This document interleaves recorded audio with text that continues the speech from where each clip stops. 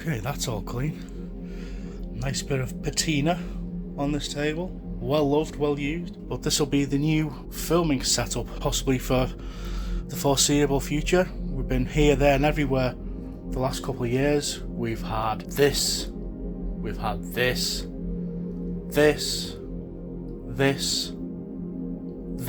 more recently this, and now hopefully just this. Recently we've had an issue of our videos being stolen and uploaded by South Asian YouTubers using AI, putting their own language on it and subtitles. Got that all sorted for YouTube now, so gonna put some prototype merchandise on here to stop people stealing our stuff.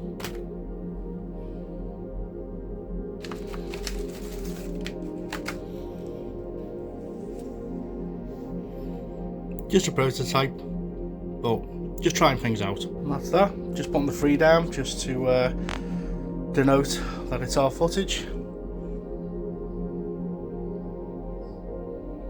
There's actually a faint line, a join on the table that I lined it up with and measured them out.